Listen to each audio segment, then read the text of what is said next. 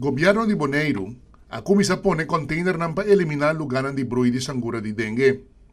Esa kita susude en kooperasyon ku Celibon. Tapone container ng na diferente parte ng strategiko dengue barrio ng di Bonaire.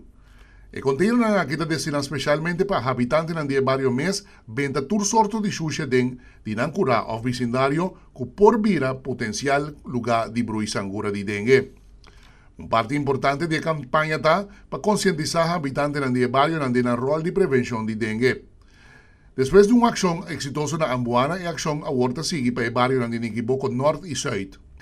E acción nga kita konekta ko acción di Tene Bonaire Limpi, kwal ta lugar dia 28 de September na Niquiboco South e na e World Cleanup Day, ja domingo dia 22 de September próximo. Lo pone e container na akin na e siguiente lokalidad ng Dilante di Centro di Barrio Niquiboco South di 19 pa 26 de September, Dilante Las Indians Ballpark e Dilante Cristo Bom Guardador di 19 te 23 de September e banda di supermarket More for Less e na Kaya Canari di 23 te 26 de September. Lugaran di bruy sanggura di dengue taturkos ko por fango awa manera hamber, bari, drums, tire, butter, cup, baki di comida e dopi. E sanggura di dengue, tabiba den vecindario di gente y emester di sangre di gente pa alimentar su huevo nang y agua doshi pa poner su huevo nang pa por reproducir.